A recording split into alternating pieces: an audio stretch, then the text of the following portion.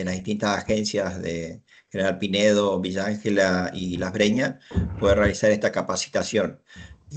Aprovechamos que sea virtual y el especialista que tiene nuestra institución para poder transmitir. Así que yo desde ya agradezco a todos los participantes que estén de esta manera y bueno, seguramente cuando podamos hacerla presencial se la podremos hacer y agradecerles nuevamente a Juan de poder brindarnos estos momentos. Así que desde ya muchísimas gracias y bueno, adelante Jessica y Juan. Bueno, ¿me escuchan bien todos ahí? Sí, Sí, sí. se escucha bien. Bien, a ver cómo hago yo para... Porque si no me aparecen todos los que están ingresando y me desconcentran acá en el...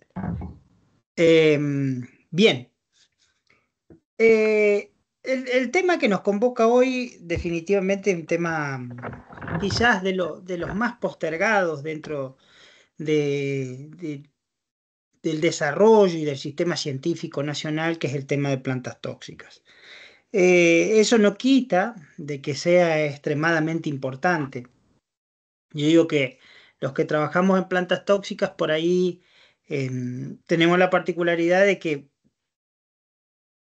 son temas que en general no hay demasiado apoyo del sector privado para trabajar sobre plantas.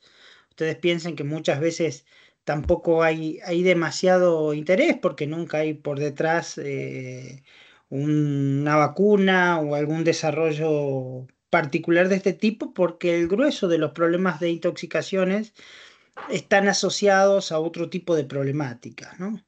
Entonces van a encontrar en algunas especies algún desarrollo y otras que hay mucho menos, qué sé yo. Hay ejemplos particulares en donde sí ha habido mucho interés del sector privado, qué sé yo, por ejemplo en el caso de Festuca, particularmente por el tema del desarrollo de variedades resistentes a la festuca o del surgo en su momento, pero mucho de lo que sabemos en realidad eh, respecto a estas especies, particularmente en el norte, no es lo más, digamos, no es lo más común. Y por el otro lado, el advenimiento de la ganadería hacia la región norte ha hecho que exploremos nuevas áreas de pastoreo. Y estas nuevas áreas de pastoreo, además de explorarlas, nos ha obligado a trabajar con manejos distintos. Hoy los sistemas de manejo bajo monte han creado condiciones también para que aparezcan problemas de intoxicaciones y la variabilidad interestacional que existe en el noroeste y en el norte argentino es extremadamente amplio. Yo agradezco, por supuesto, a toda la gente de INTA Las Breñas que me invitó y que participó en con esta idea. Y bueno, mi objetivo es aportarle algunos conceptos sobre el tema de plantas. Yo elegí algunas en base a, fundamentalmente en base a algunos conceptos que Jessica me fue transmitiendo de qué consultas habían tenido y seleccioné algunas plantas, pero definitivamente esto no termina ni siendo una gota en el océano de lo que, bueno, se puede trabajar y lo que sabemos de plantas, ¿no? Em, yo les decía, las plantas son un problema vigente. Si ustedes, yo después le voy a mandar a Jessica, perdón que bajo el celular, le voy a mandar a Jessica una revisión que escribimos esto es del año 2023, una revisión en donde escribimos sobre plantas tóxicas de Sudamérica, es una revisión bien interesante. Y en esta revisión describimos 219 plantas tóxicas. Actualmente esto se ha actualizado, debemos estar en unas 224, 225 plantas, de las cuales 162 están en Brasil, 68 especies en Argentina y 45 especies en Uruguay. Pero aún fíjense, yo digo, que lo que faltará de conocer, sobre todo para la región norte de nuestro país, sobre plantas tóxicas, que imagínense, un país como la dimensión de Uruguay, que tenga 45 especies, y nosotros en Argentina que tengamos solo 68. Es muy probable que sean muchas más de las que actualmente conocemos. Y bueno, en eso...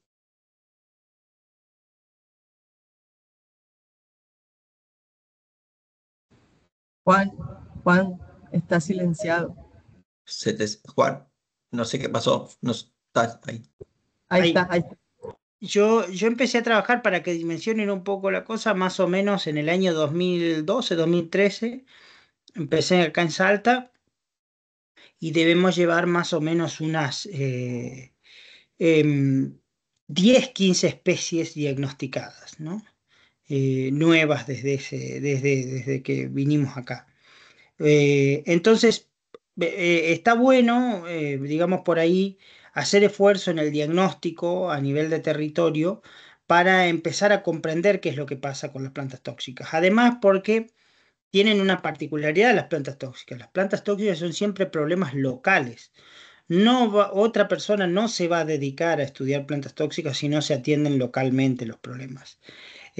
A diferencia de lo que ocurre con otras problemáticas que son mucho más extendidas. Pero tenemos especies que tienen un amplio impacto, pero en ambientes muy particulares.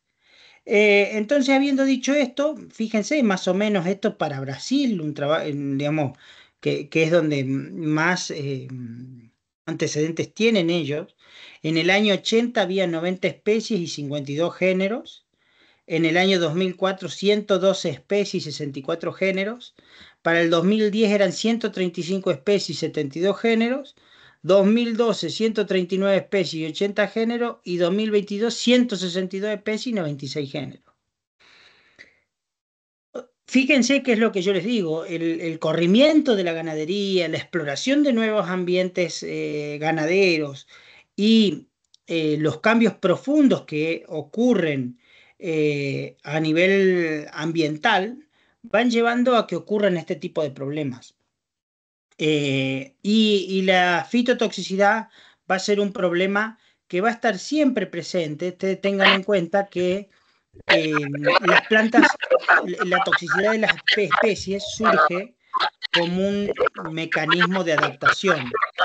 Te interrumpo, Juan, por favor, silencia. Hay alguien que tiene abierto el micrófono. Luciano, tiene abierto el micrófono, por favor. Juan, voy a silenciar a todos.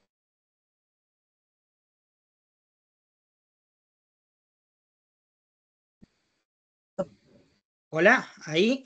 Sí, Ya lo gracias, gracias. silencié yo a todos ahí.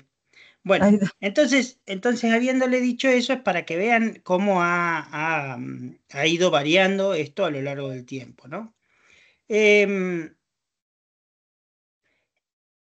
¿Y qué problemas tienen este tipo de cosas? ¿Qué pasó?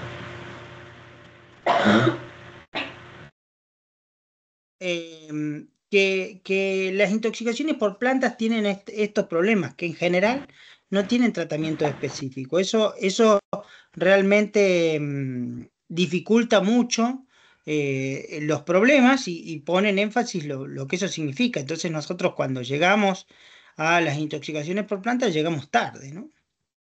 Y la letalidad suele ser alta, o sea, gran parte de las intoxicaciones por planta tienen alta letalidad. Y el otro problema, que normalmente las intoxicaciones por planta implican la intercurrencia de varios factores juntos. O sea, las intoxicaciones no solo ocurren por la presencia de una planta, sino que tienen que ocurrir factores, digamos, factores concurrentes que faciliten de que esa planta sea consumida. Si no, no puede ocurrir, digamos. Y esto lo digo porque muchas veces hay plantas que la gente las conoce y que en otras circunstancias no hubo problemas y con el tiempo empiezan a aparecer o no estaban los problemas de intoxicación o no estaban lo suficientemente, digamos, difundidas o no eran lo suficientemente abundantes para que se observe el problema de intoxicación. Sin embargo, cada vez son más frecuentes los problemas de intoxicación por plantas. Y el otro tema es que la mayoría de las veces el tema es que los subclínicos lo desconocemos totalmente. Todos sabemos que la mayoría de las enfermedades, más allá del problema clínico, las pérdidas más importantes siempre son subclínicas. El gran problema es que tenemos que en las plantas tóxicas, gran parte de los problemas subclínicos no los conocemos o sabemos muy poco de ellos. Por ejemplo, hay trabajos, yo digo, sobre todo esto en las intoxicaciones crónicas, ¿no? La intoxicación por duraznillo blanco, por ejemplo, Solanum glaucophyllum. Había unos trabajos hechos en los años 70 en la cuenca del Salado, en provincia de Buenos Aires, que mostraban que casi el 70% de los animales que iban a frigorífico tenían lesiones de calcificación. Entonces vos decís, bueno, ¿y eso qué impacto tiene? Porque los animales eso convierten igual, su eficiencia reproductiva es igual, o tenían problemas y nosotros no lo supimos ver. Y la mayoría de las veces lo que termina pasando es que cuando uno se pone a explorar, carecemos de mucha información sobre los problemas subclínicos en las intoxicaciones por plantas. Bueno, habiendo dicho esto, voy a entrar en particularmente una planta. Elegí 4 plantas fundamentalmente en base a lo que me estaba diciendo Jessica. Uno es Baccharis coridifolia, todos lo conocen. Baccharis coridifolia es el vulgarmente conocido como romerillo, mío mío. Baccharis coridifolia, su toxicidad no es específica de la planta, sino que se debe a hongos que son simbiontes, aparentemente, o es lo que son simbiontes con la rizósfera de la planta y producen la toxina.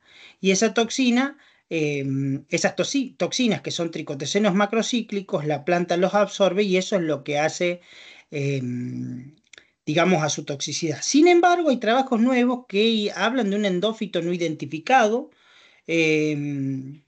pero en realidad la toxicidad de la planta se sabe que no es propia, o sea que se debe a un hongo que es el que produce esencialmente la toxina.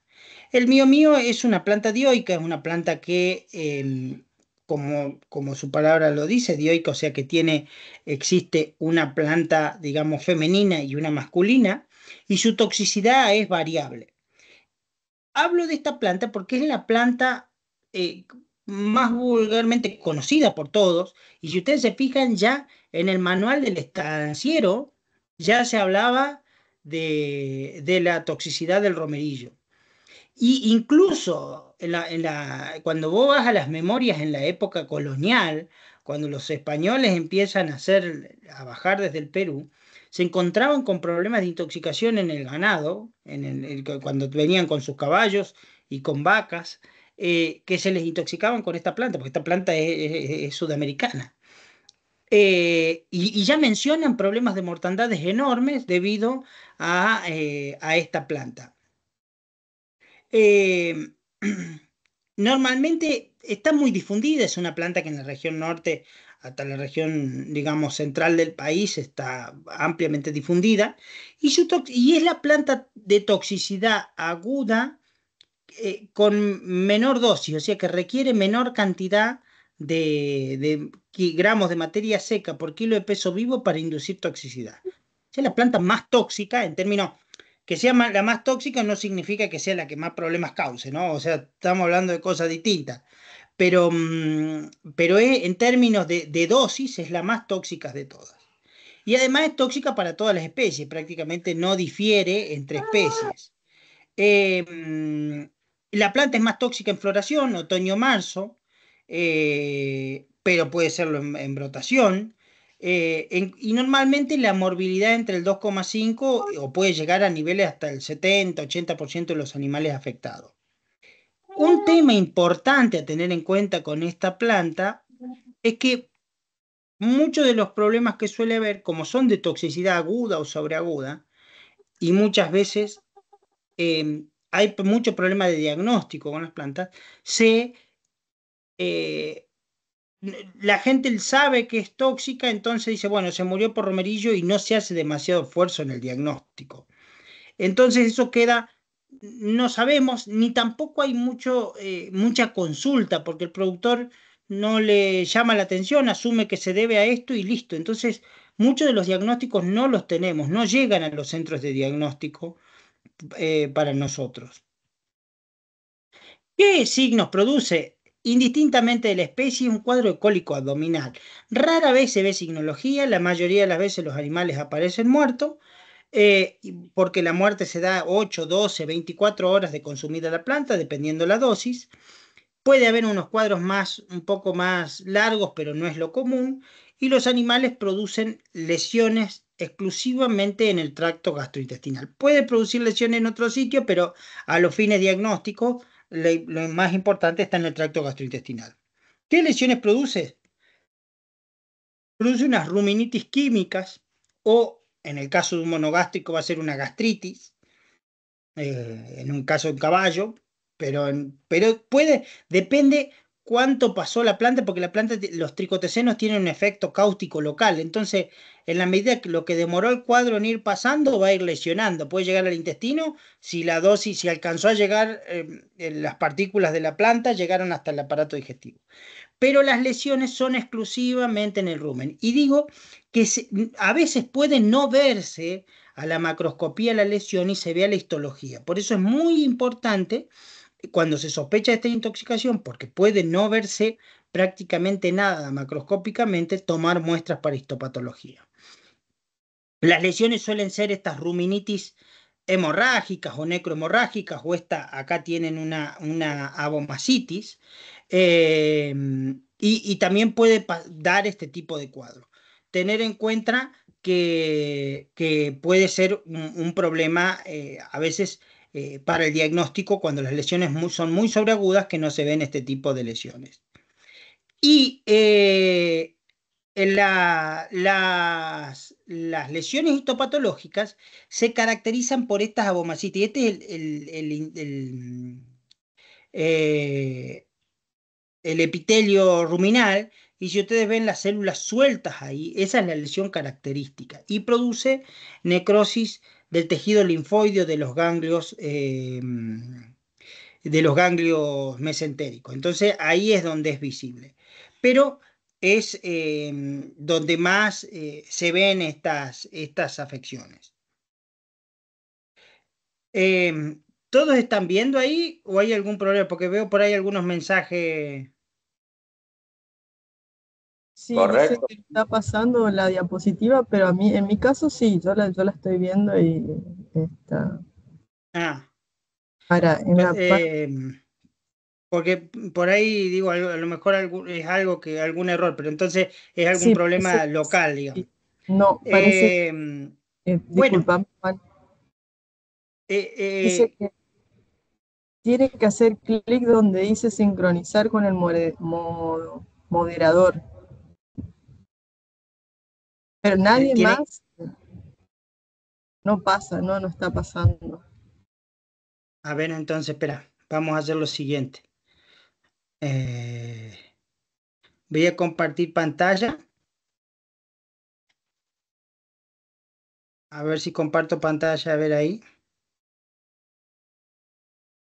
Yo llegué hasta acá, ¿no? Ajá. Vamos a ir por otra vía. Pero depende hay otro participante que si ve, nosotros vemos. Eh, Hay otro que dice que pasa perfecto, así que no, creo que no, es ¿Ahora todos 2, están 3. viendo? Sí, Nosotros correcto. Sí, se ve bien, se ve bien. Bien, Sí, bueno, correcto. sí, perdona, sí queda grabado, después lo subimos a YouTube, la presentación. bueno. Entonces, ¿cómo se evita la intoxicación con Bacardis o con romerillo? Fundamentalmente tenés que evitar introducir animales que no conocen la planta durante la época de escasez forrajera.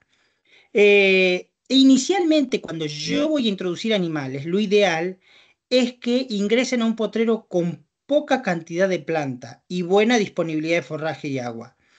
Normalmente, si uno va a ingresar animales a una tropa, no hay que evitar ingresar a, si una tropa, suponete, yo compro vacas de la región central del país o de una región en donde no hay romerillo y la voy a introducir a un lote, tengo que procurar que ese primer lote de recepción tenga baja oferta de Bacardís. Y los animales gradualmente irán adquiriendo experiencia y desarrollar lo que se llama aversión a la planta para evitar tener problemas. Eh, la versión natural o condicionada particularmente se da solo en esta planta o está realmente comprobada científicamente en esta planta. Eh, Digo esto porque lo más común es cuando vos encontrás en los remates que los ves acá es que entre las condiciones que te dicen, fíjense acá yo les puse una imagen, garrapata sí, mío, mío sí. Eh, ¿Por qué? Porque es sabido que cuando los animales consumen a pequeñas dosis, que lo consumen al lado de su madre, los terneros, a pequeñas dosis, van adquiriendo la capacidad de rechazarlo con el tiempo. Incluso cuando los animales ya conocen la planta, aún en condiciones de falta de oferta forrajera, la rechazan y no la consumen.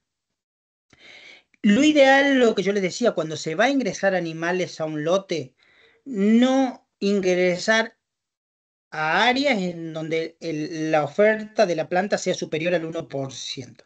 ¿Está? O sea, no debería tener más abundancia que esa.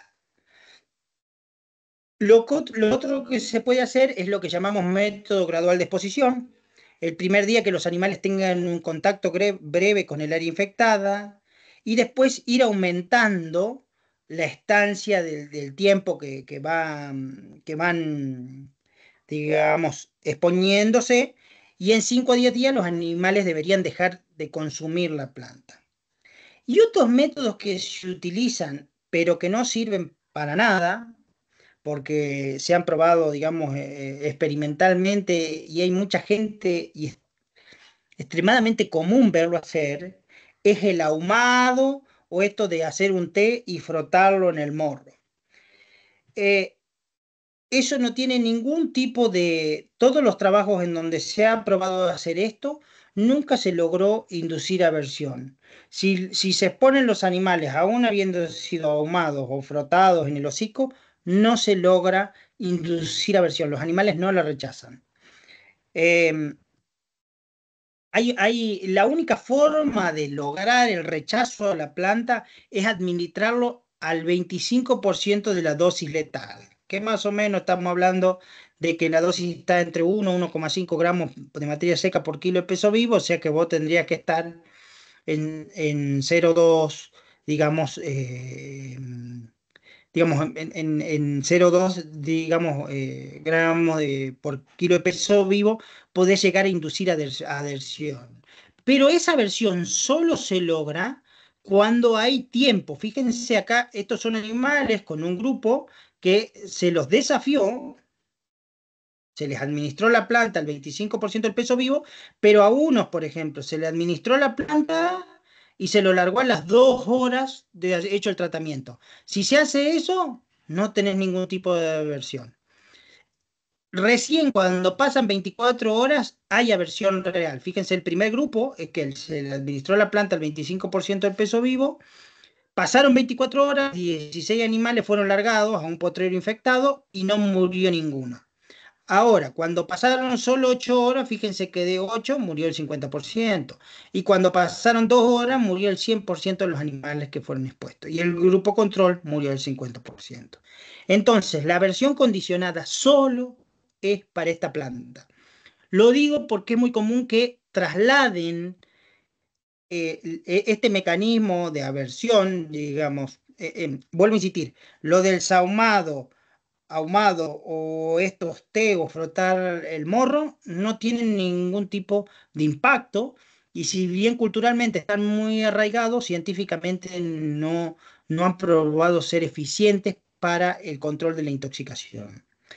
Eh, y sin embargo digo esto, ¿por qué? Porque lo otro que suele ocurrir es que Eso también lo aplican para cualquier planta. Y la única planta que ha logrado inducir aversión condicionada es el romerillo.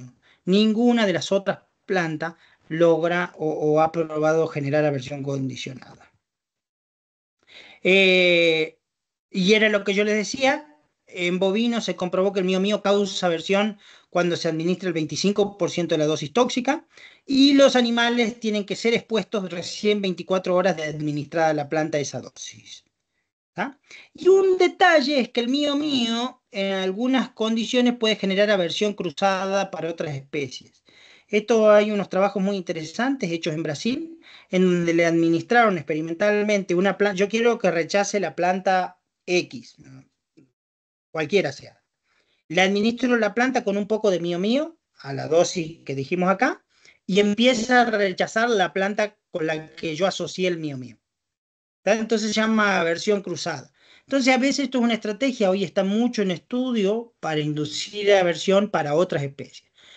Lo cierto es que esto es bastante experimental, no hay hecho a escala grande, digamos, este tipo de trabajo, pero es hacia donde vamos, digamos. Otra planta que nosotros acá no vemos tanto, pero por lo que conozco Chaco, me imagino yo que debe ser un problema bastante grave, es la intoxicación por senecio. El senecio realmente ha sido hay varias especies de senecio, pero realmente, por lo menos este, que es el que le estoy mostrando en la foto, que es el madagascariensis, eh, son casi 200 y pico de especies de senecio en el país. Nosotros acá tenemos 50 y pico y en el Chaco debe haber más o menos la misma cantidad. Eh, y indistintamente los cenecios, la toxicidad es muy similar entre sí, pero la particularidad es que con el tiempo y el sobrepastoreo han ido dominando muchísimo todos los problemas. Yo les decía, hay 270 especies de cenecios y en el NOAA se estiman, por ejemplo, en nuestra región, entre 80 y 120 especies. En el país hasta ahora han demostrado ser tóxicos, Senecio madagascariensis, todos estos, Senecio celoi, Tuedi, Grisebaki, Pampeanus, madagascariensis, brasiliensis, Heterotrichus, Rudbeckia y Hieronimi. Particularmente en la zona en la que ustedes están, entiendo que debe haber bastante brasiliensis, madagascariensis, y bueno, habría que ver seguramente, capaz que Grisebaki debe haber también en cantidad. La particularidad que tienen los cenecios es que tienen alta capacidad invasora y amplia distribución en todo el país, ¿no? Eh, ¿Qué pasa con los cenecios? Normalmente los animales cuando consumen el cenecio absorben las toxinas que son alcaloides pirrolicínicos, eso por circulación portal llegan al hígado y en el hígado esos alcaloides se activan en unos aductos tóxicos de pirrol que terminan teniendo un efecto alquilante, se llama porque inducen residuos alquilos en el ADN, y eso produce disfunción celular, tiene efecto antimitótico y necrosis. ¿Y qué es lo que la caracteriza? Entonces, las lesiones que yo voy a ver a la histopatología son megalocitosis, fibrosis y proliferación de ductos biliares. Eh, estos videos son de animales, es muy probable que ustedes esto lo vean, a veces animales que empiezan a perder peso en la tropa. Estos videos me los prestó Juancito García, un amigo que hizo su tesis doctoral con esta planta en Uruguay. Eh, o estos animales que andan así como tristes, obnubilados y empiezan a perder peso y pueden demorar hasta un mes en morirse, ¿no? Hasta que por ahí desarrollan signos nerviosos, esa pérdida de peso progresiva, puede haber vientre abultado y no se ve más que eso, digamos, clínicamente. A veces puede variar y lo normal es que sea una poca cantidad dentro de un lote. A veces puede ser el 1 o 2%. Lo que pasa es que esto cada vez va en incremento en la medida que se incrementa la abundancia de la planta en el lote. ¿Y qué lesiones tiene? Corte transversal de hígado, fíjense, ustedes producen una cirrosis hepática severa. Acá tienen normalmente, por eso los animales, incluso los cuadros se pueden dar cuando los animales ya salieron del potrero de senecio. Entonces, puede no verlo y estar apareciendo el cuadro. Y acá, por ejemplo, produce estas lesiones en vesícula. Asociado a esto, yo cuando abro estos animales normalmente puedo encontrar muchas citis, digamos, puedo encontrar 8 o 10 litros de líquido en la cavidad abdominal, y es lo más común. Eh, Vemos este tipo de cuadro con, digamos, para mí, cuando he estado por Chaco, veo que estas plantas, los senecios, están extremadamente difundidos y creo que deben producir mucho más problemas de los que creen, sobre todo teniendo en cuenta la amplia difusión y que las muertes no van a ser, digamos, sobreagudas ni van a matar todos juntos, sino que van a ser muertes que van a empezar por goteo. Y vos vas a tener animales que tengo, o los descarto porque empiezan a perder peso, pero sí, los vendo antes, o se me mueran en el campo porque nunca arrancan, digamos. ¿Cuál es el control? Es muy interesante porque esto en Brasil y en Uruguay se ha visto que el hecho cuando desapareció la oveja es un animal que tiene resistencia, más que resistencia, tolerancia, o sea, es capaz de tolerar por dos vías, por su flora ruminal y por enzimas hepáticas, la toxicidad del senecio. No es que sea resistente, sino que es tolerante, o sea, requiere dosis más alta. Eh, y los casos en esta especie normalmente son raros y sirven como un controlador del senecio. Fíjese, esto es una foto de David Meyer del sur de Brasil, muy interesante, donde miren un campo sin ovejas a través del alambrado y un campo con ovejas. Cómo el senecio realmente ha empezado a dominar cuando no tenés ovejas y en el otro campo que tenés ovejas el senecio porque la oveja lo come naturalmente y sirve para controlar a la especie. Entonces, cuando yo tengo mucha cantidad de esta planta, una alternativa es el pastoreo y la rotación con ovinos. Y es muy interesante este trabajo del DILABE 33 de Uruguay. Fíjense qué ha pasado con el stock ovino a lo largo de los años, cómo ha bajado en esa región, y fíjense cómo se ha incrementado la cantidad de brotes de senecio.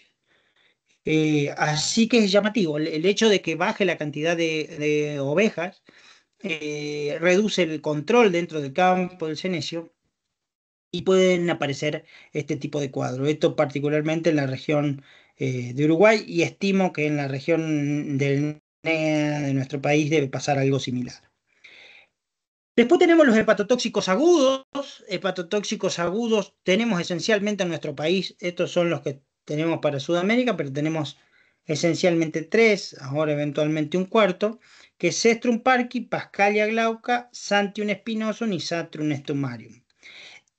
Los más importantes definitivamente son Pascalia glauca y Cetrus parki, uno vulgarmente conocido como sunchillo, que es la Pascalia glauca, sunchillo, también se lo conoce como girasolillo, también esmata, espantacolono, tiene varios nombres comunes esta planta, y el Cestrum parki, el vulgarmente conocido como duraznillo negro o hediondilla. Cualquiera de estas plantas, indistintamente cual sea, tiene la misma toxina. Es un carboxietractilócido, por lo tanto su toxicidad es igual. Lo que pasa es que las plantas tienen comportamiento distinto, pero Pascalia glauca, a mi criterio y para nuestra región, es una de las plantas más importantes y de acuerdo a lo que yo escuchaba, es una planta sobre la cual me hicieron consultas particulares de Chaco. En nuestro país, particularmente, la Pascalia glauca se considera la intoxicación fitógena aguda más frecuente. La planta conserva la toxicidad aún enificada. Esto realmente dificulta porque a veces vos podés incorporar fardos o rollos confeccionados con la planta, o sea, contaminados con la planta, que cuando los incorporás al campo, aunque no estén en el campo, te producen cuadros de intoxicación. Y en nuestra región, digamos, en Balcarce, por ejemplo, del 14, la mortalidad promedio es del 14 al 14,82 y en nuestra región es más o menos lo mismo. La particularidad que tiene esta planta que durante el invierno es rizomatosa y desaparece, quedan los rizomas bajo el suelo y después la planta, digamos, crece y desarrolla. Y muchas veces lo que termina ocurriendo que crece muy bien en terrenos cultivados, sobre todo suele crecer en manchones, por eso el problema suele ser con megafardos, fardos o rollos, no así con ensilados. ¿Por qué? Porque en el ensilado yo al mezclar diluyo En cambio, cuando yo hago una andana o hago la gavilla para hacer un rollo o un fardo, puede haber una parte de la gavilla que me quede con alta concentración, porque la planta tiende a crecer en manchones. Al crecer en manchones, normalmente cuando yo corto, no mezclo, queda una parte de la gavilla con alta concentración de la planta y puede producir toxicidad. Nosotros tenemos un trabajo publicado con esto y ahí ven la región, tenemos casos hasta el 64% de animales muertos, hasta el 100% de animales muertos por esta planta como problemas graves. Fíjense que la morbilidad más o menos del 25, o sea que es morbilidad, puede ser muy alta. ¿Cuándo ocurren los problemas de intoxicación? Casi siempre. ¿Y por qué? Porque si ustedes se fijan, si bien son menos frecuentes, aún en el invierno, y en invierno suelen ser los problemas de intoxicación con rollo, fardo o cualquier tipo de heno confeccionado contaminado con la planta. Y era lo que yo les decía, un rasgo característico es que cuando yo compro rollos o cosos, digamos, y por ahí el proveedor no conoce de la toxicidad de esta planta, corro el riesgo de meter el caballo de Troya, digamos, al establecimiento, porque estoy metiendo el problema de toxicidad exportándolo. Entonces yo puedo tener un caso, si vienen de Bariloche y compran heno en un ambiente donde la planta crece, pueden tener un problema de intoxicación allá con una planta que a lo mejor no es habitual. Entonces, pueden aparecer estos casos. La otra posibilidad es Cestrum parki, que es un arbusto perenne, que yo le decía, la toxicidad en todos los casos es igual. Esta planta no es palatable, esta planta normalmente los problemas se dan cuando los animales son forzados o cuando ingresan a un corral o a una cortina y no hay oferta forrajera y los animales ingresan a un lote, o se refugian durante tormentas o inclemencias climáticas, se refugian en la cortina y empiezan a consumir la planta. Si no, no es habitual que se produzcan los casos de intoxicación. Nosotros tenemos también registro de intoxicación, es una planta muy común en nuestra región y lo vemos, pero por lejos no es el problema que vemos en el otro. Fíjense que normalmente las mortalidades suelen ser bastante inferiores porque son animales que lo consumen de modo directo y no como un rollo. Yo, en cambio, si meto un rollo, un feedlot, por ejemplo, y el rollo está muy contaminado, la exposición puede ser mucho más alta y el problema puede ser mucho más grave. Em, un detalle que yo no les dije, sobre todo con esto del rollo y la Pascalia glauca, que tienen que tener en cuenta que la pregunta que me hacen siempre, ¿y cómo sé yo si el rollo tiene o no tiene el problema? No hay demasiadas formas de saberlo, porque el problema de esto es cómo hago el muestreo. Porque, insisto, un tipo que hace 500, 600 rollos de un potrero, a lo mejor puede ser que la cabecera de un lote tenga, entonces va a ser uno o dos rollos los que pueden llegar a tener problemas. Entonces yo, ¿cómo hago para muestrear e identificar cuál es el rollo que tiene el problema? Entonces, gran parte de todo esto se trata de educación en quien está en el proceso de corte y la confección de heno, ¿no? De educar sobre todo a las personas que se dedican a esto porque, porque realmente ahí es donde es crucial, porque si la persona que está haciendo rollo identifica un sector con mucha cantidad de planta, lo que tiene que hacer es dejarla y no hacer rollo con ese coso. Y ahí entrar a combatir la planta para intentar eliminarla, pero no hay otra alternativa. Em, la otra planta, que a mi criterio debe ser para la región chaqueña nuestra, incluso la de ustedes, una de las que más problemas produce es Sena occidentalis. Sena obtusifolia también puede ser en zonas más tropicales, pero occidentalis para mí es la más extendida.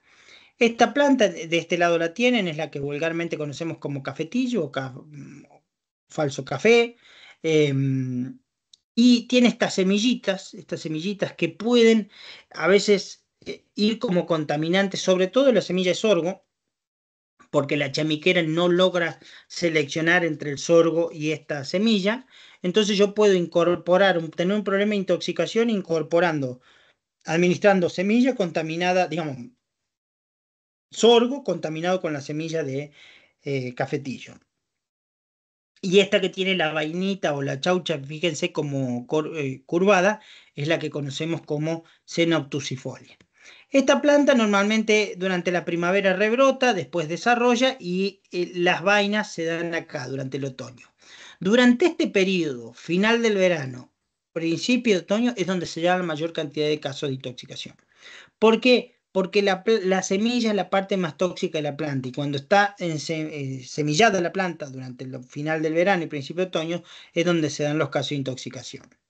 Em, Nosotros tenemos varios casos descriptos, puede ocurrir en contaminación con cereales y son sensibles varias especies. Puede ocurrir en un montón de especies, nosotros los más diagnosticados bovinos, pero puede ocurrir en cerdos, en aves, en varias especies.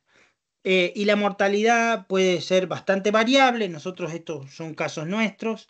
Fíjense que tenemos casos que pueden ir desde el 17% acá, 25%.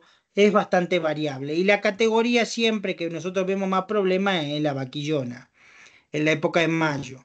¿Qué es lo que se suele ver en estos casos? Suele ser un animal caído, no manifiesta otro signo, a veces puede aparecer muerto, pero animales que están caídos comen, beben, toman agua y pueden, si uno los atiende, pueden estar 15, 20, 25 días en esas condiciones.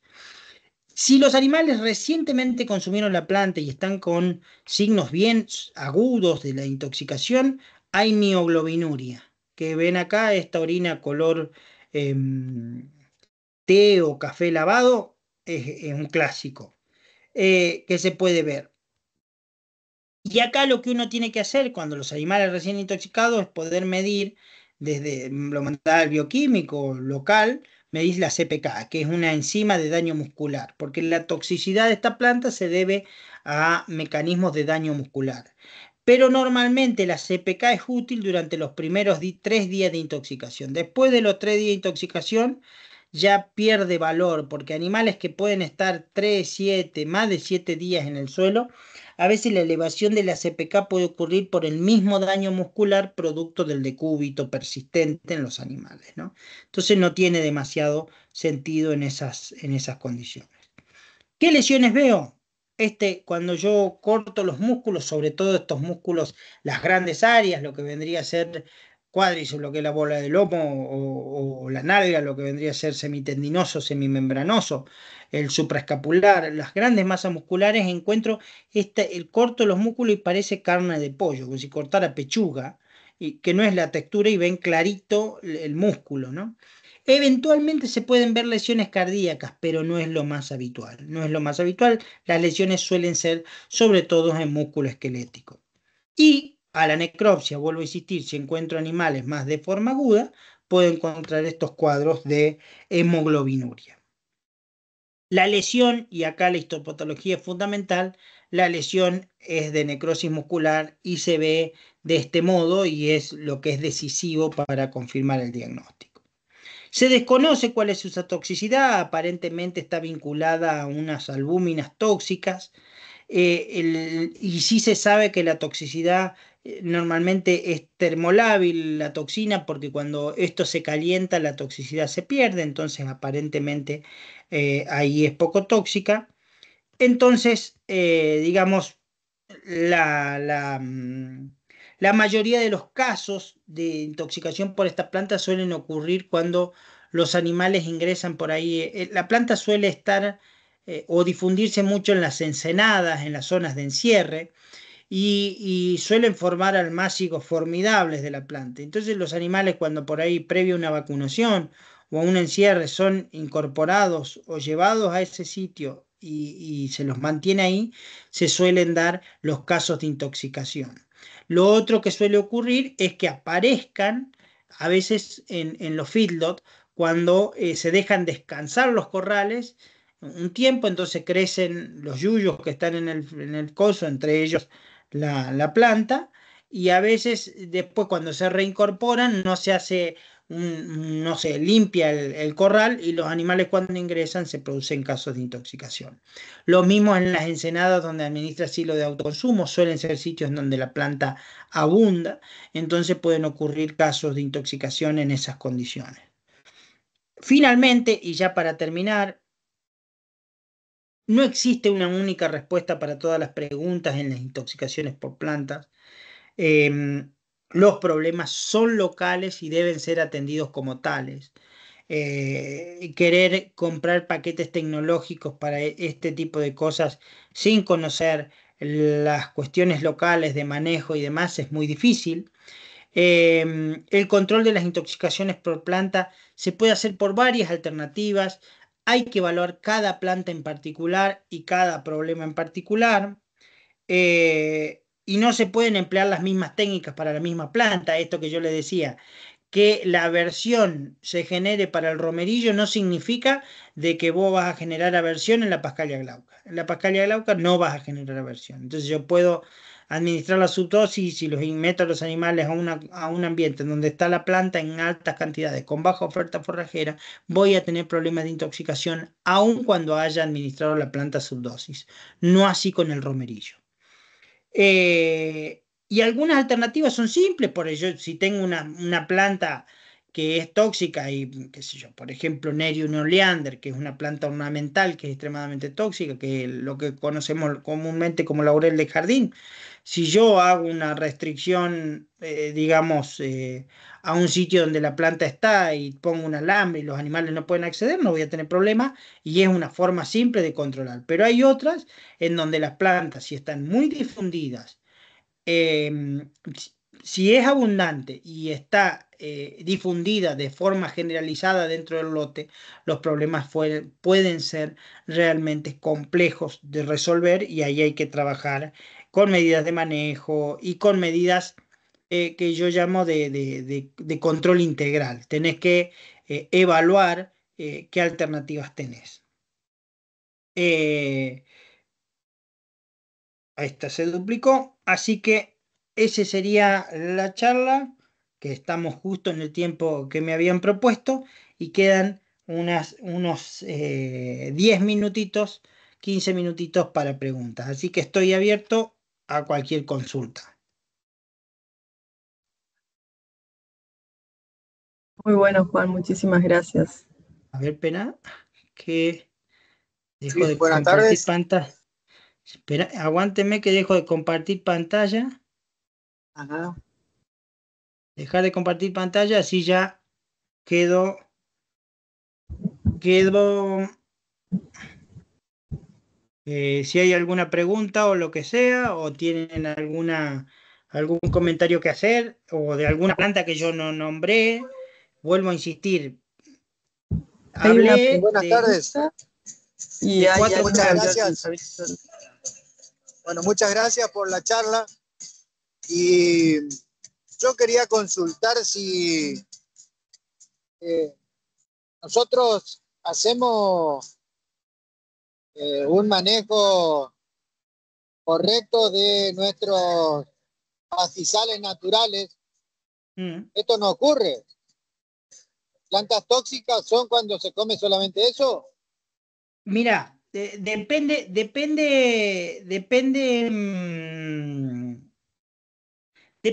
mucho de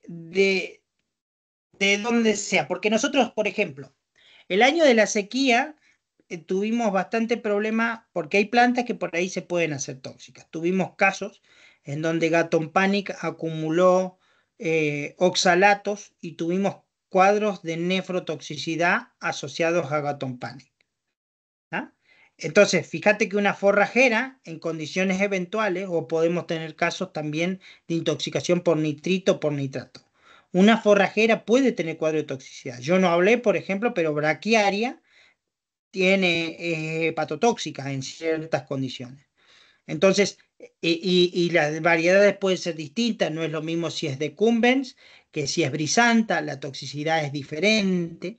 Y también los animales generan distinto grado de tolerancia y van adaptándose. Entonces, si bien vos en la medida vas a reducir, si yo hago un buen manejo de mi pastizal y de mi rodeo, reduzco el impacto de las intoxicaciones por plantas. Sí, pero de las plantas que yo realmente considero, un poco de la que estuvimos hablando. En cambio, si te aparecen casos de toxicidad eventual, como puede ser en el caso de braquiaria, o podría ser en el caso de Gatton, el problema puede ser aún más, digamos, podés tenerlo aún con una forrajera.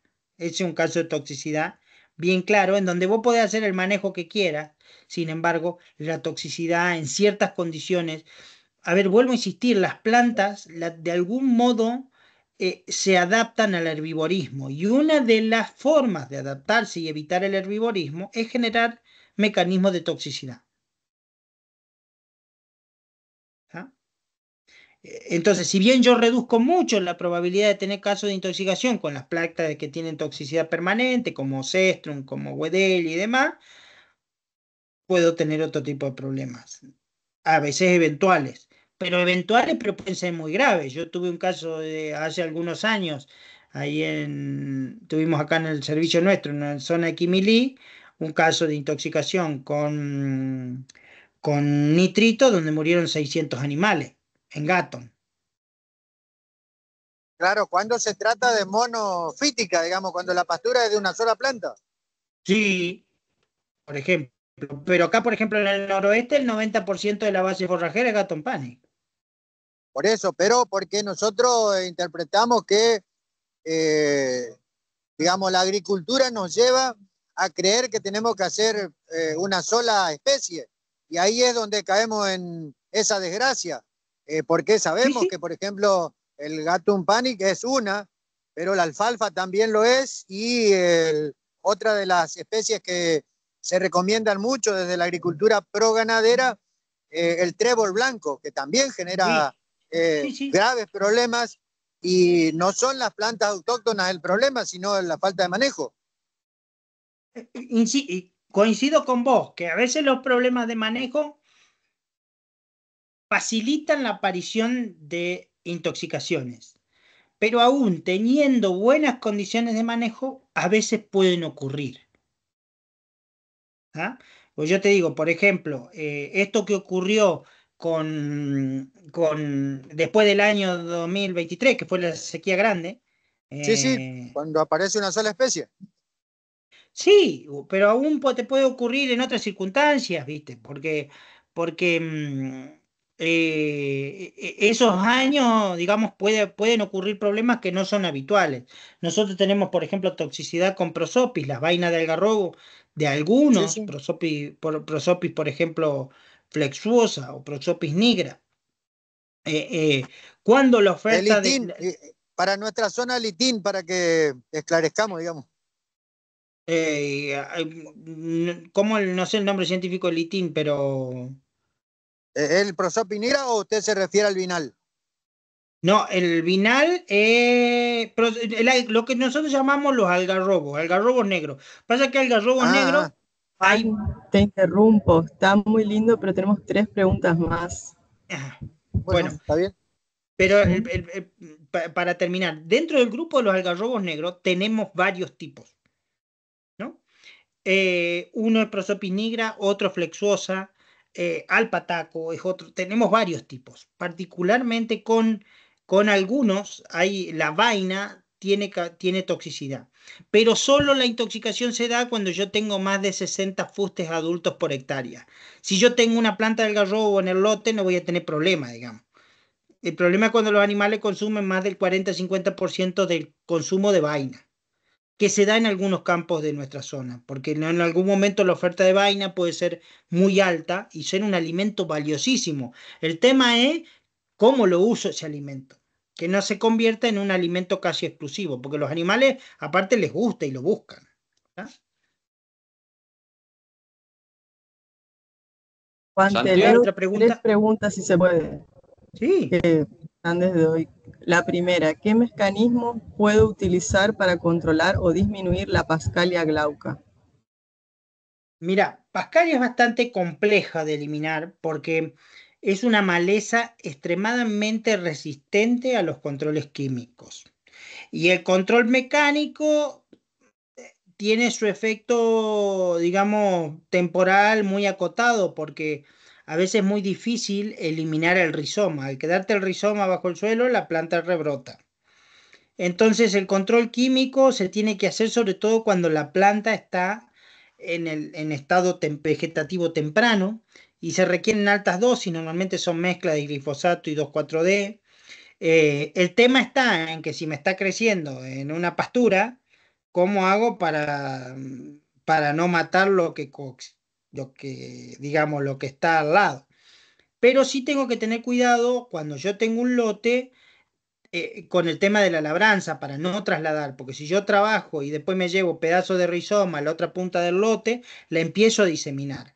Todo esto es mucho más fácil cuando la planta está en una esquina, porque si vos me decís, está en una cabezal, y bueno, a lo mejor sacrifico, mato todo con alta dosis de un herbicida y lo controlo. El problema va a estar, es decir, el problema está en todo el lote, porque ¿cómo haces un control de eso? Y yo te puedo decir, sí, entrás a, digamos, manualmente incluso la podés sacar. El tema está en que si el rizoma no lo va a poder sacar en el 100% de los casos y vas a tener rebrote y vas a tener de nuevo planta.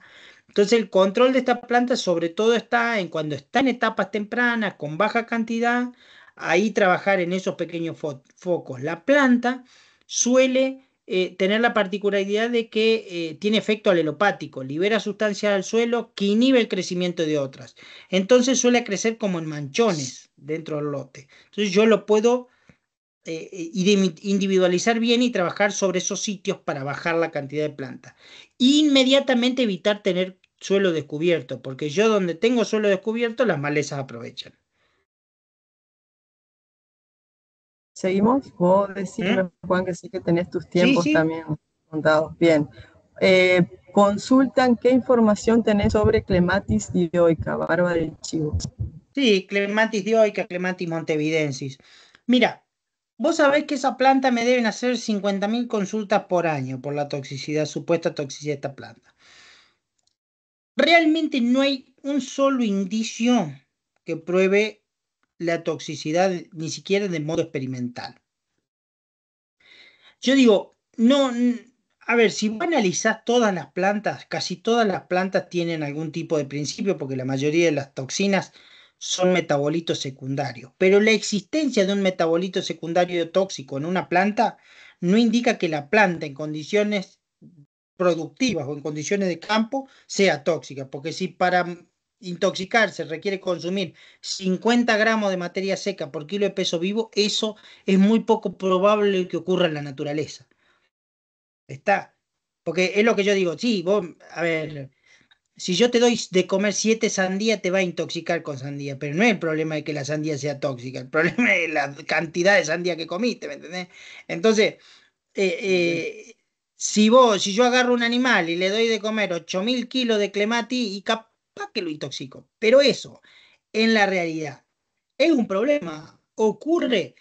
En mi experiencia, no. En mi experiencia es muy poco probable y la verdad que no hay demasiados antecedentes de toxicidad. Siempre que me han consultado quedan ahí. La verdad que muchas veces pasa con la planta que hay mucho de folclore y mucho de confusiones históricas, o alguien hizo un estudio fitoquímico de la planta y efectivamente encontró algún alcaloide y dice, mira, esta planta tiene el alcaloide tal y es tóxico el alcaloide. Sí, pero bueno, pero ¿en qué dosis lo tiene? ¿Cuánto tendría que consumir el animal para que eso genere un problema tóxico? Ahí es donde está el mayor desafío con las plantas. La siguiente dice, hablaste sobre toxicidad en bovinos y ovinos. ¿Qué experiencia hay con caprinos que son más selectivos?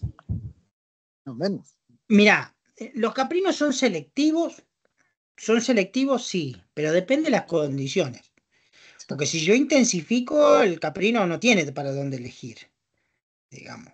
Eh, el caprino es selectivo si puede, pero si yo lo encierro en un corral y le doy heno contaminado con sunchillo, lo voy a intoxicar, no te haga problemas, no le importa si es caprino o si es lo que sea. Ahora, si es real que un caprino en pastoreo normalmente tiene más capacidad de ser selectivo y en general requiere dosis más altas, porque tiene ciertos mecanismos de detoxificación hepática, pero no es para todas las plantas igual, ¿eh? O sea, por ejemplo, Solanum stuckerti en la zona de San Luis, en algunas zonas del NOA, aparentemente produce problemas de calcificación. Y después podemos tener casos de toxicidad. Por ejemplo, el caprino es altamente sensible a algunas intoxicaciones por hipomea, ustedes en su caso a Hipomea carnea, que es esta planta, a ver cómo le llaman también, es una que da una campana rosada, eh, que da como una varilla y una campana rosada. Acá la llaman bejuco, son en general esas enredaderas con campanas. Bueno, hay algunas plantas que los caprinos son extremadamente sensibles. A ver, que se asume que el caprino tiene cierta tolerancia, sí, pero depende a qué. Y hay que tener mucho cuidado. No siempre el caprino es que el Highlander de las intoxicaciones, ¿no? O sea, depende de las condiciones. No habría más preguntas en el chat, no sé si alguien quería consultar algo directamente. Silvio hace un aporte en síntesis, el PRB amengua estos problemas de toxicidades. A ver, definitivamente, todo lo que sea de manejo de forrajeras, de reducir el sobrepastoreo, reduce los problemas de intoxicación. Y básicamente evitar que comamos una sola especie. Por supuesto, por supuesto. O sea, si vos ponés los huevos en distintas canastas, es más probable, es menos probable que tengas problemas. Por lo menos si tenés problemas con una, tenés que dar de comer con la otra, digamos. El tema es que en muchos lugares eso es posible y en otros no. O en otro es más complejo, o en otro termina derivando en que una especie termina dominando porque se adapta. Por ejemplo, acá en nuestra región, nosotros, en nuestro Chaco, llueven 400, 500 milímetros. Y hay otra especie, vos, por ejemplo, la braquiaria, a esa humedad no le va tan bien. Y termina el gato siendo el dominante. O el Baffel, ¿se entiende? Entonces, en ciertas condiciones sí, y depende de los campos que te den la oportunidad o no. Eh, pero bueno, son alternativas. Sobre eso, ¿se puede seguir preguntando, digamos, para que no Sí, distorsionemos la sí, charla? sí. Bueno, sobre esos casos, digamos, ¿hay alternativas, por ejemplo, para el subtrópico seco, Chaco santiagueño, Chaco salteño, que no sea solamente Gatun Panic? Sí, lo que yo te decía, por ahí el Baffelgras se adaptan a menos regímenes hídricos, hay otras especies. El tema está en que, bueno, viste, depende, siempre el Baffel se adapta muy bien a eso, pero no se adapta a la sombra. Y cuando vos querés hacer condiciones de MBGI, el Gatton te aporta eso de la sombra, entonces termina dominando y vos empezás a sembrar consociado y una especie termina de dominar por sobre la otra. Yo insisto, yo defiendo la idea de que lo ideal es que no casarse con una única especie. Ahora, también existe una realidad que siempre hay una especie que se comporta mejor que el resto. Y la gente termina, de algún modo, poniendo lo que mejor le funciona, porque le genera una oferta forrajera que, bueno, no pasa nunca nada hasta que pasa. Y hemos tenido sorpresas. O sea, nosotros hace un par de años tuvimos unos casos de tremorgénesis sobre Gatón Panic con campos que no tuvieron 2.000, 3.000 hectáreas que no podían ingresar animales. Imagínate la pérdida que eso significa, aun cuando no se te mueran.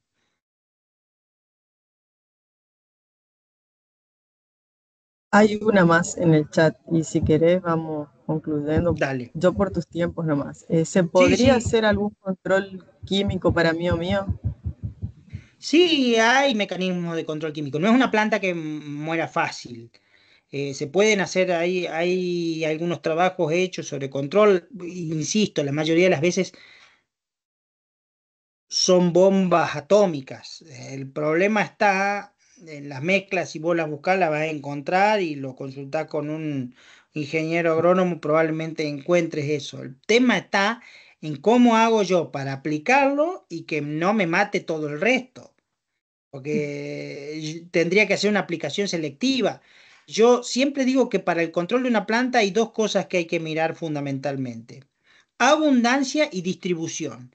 No es lo mismo si la planta es poco abundante porque uno puede trabajar en una cosa más, o es muy abundante y su distribución es generalizada, porque una cosa es que la planta tenga una distribución en focos o multifocal o una distribución en particular adentro del lote, que cuando la planta está totalmente distribuida dentro del lote, porque entonces los mecanismos y la estrategia de control tienen que ser diferentes. Gracias, Juan. ¿Estaríamos? Sí, Bueno, sí, gracias a los que se quedaron y participaron. Yo quería que vos cuentes que estás como responsable de un laboratorio, ¿no es cierto? claro, bueno, nosotros tenemos, yo tengo a cargo el laboratorio de salud animal aquí de LAISA con el área de investigación. Y nosotros atendemos casos, atendemos problemas diagnósticos. A veces si ustedes tienen problemas que ameritan, nosotros tenemos un sistema de servicio de diagnóstico, recibimos muestras. De última, yo ahí les voy a pasar, a ver, ya está, al chat les paso mi teléfono, entonces lo agendan. eh,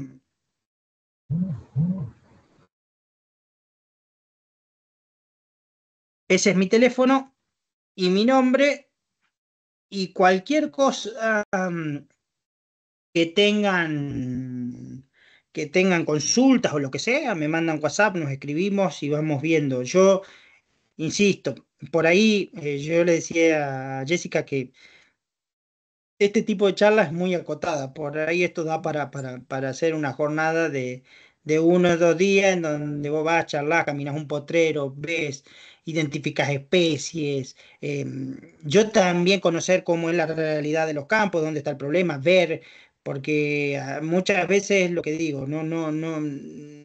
El abordaje de las plantas es bastante más complejo de lo que parece. Entonces, bueno, quedo abierto a sus consultas y a lo que necesiten. Y si tienen que remitir muestras, nosotros, insisto, ofrecemos servicio de diagnóstico para un montón de enfermedades, trabajamos con abortigénica, nosotros hacemos control de toros, trabajamos con real-time PCR para el control de toros, tenemos un laboratorio de referencia para un montón de enfermedades, parasitología, hacemos test de resistencia a acaricidas para garrapata. Eh, o sea, lo que necesiten que nosotros podamos aportar, ahí también está Jessica, está la gente de INTA de ahí, que en cualquier caso los podría poner en contacto con nosotros si lo necesitaran o lo que sea. Así que nosotros estamos totalmente abiertos y disponibles para lo que necesiten. Dale, Juan, gracias y queda pendiente la visita entonces por acá. Bueno, listo entonces. Muchas gracias a todos y gracias por su, mm, por su tiempo. No, Muchas vos, gracias. gracias. Gracias, Juan. Muchísimas gracias. Chau, chau. Chau. Bueno, chau, chau.